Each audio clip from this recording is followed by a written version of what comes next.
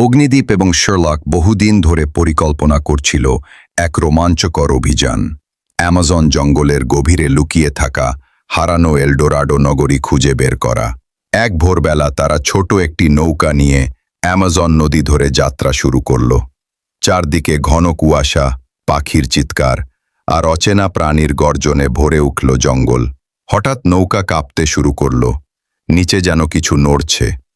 অগ্নিদ্বীপ সাহস করে নৌকা চালাতে লাগল, আর শার্লক মনোযোগ দিয়ে মানচিত্র মিলিয়ে দেখছে। কয়েক ঘন্টা পর তারা এক পুরনো গুহার সামনে এসে পৌঁছালে। গুহার প্রবেশ মুখে খোদাই করা ছিল প্রাচীন প্রতীক, সূর্য, সাপ আর নদীর চিহ্ন।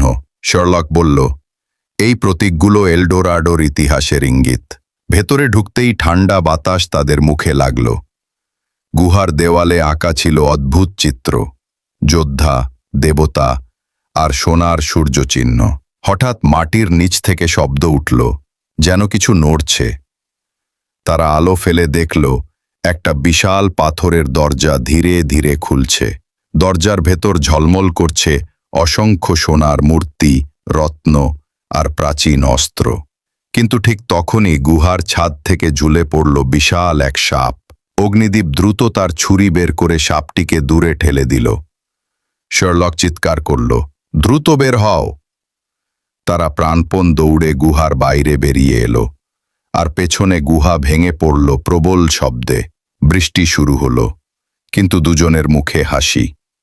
তারা জানে এলডোরাডোর রহস্য তারা সত্যিই খুঁজে পেয়েছে, সুর পেয়েছে।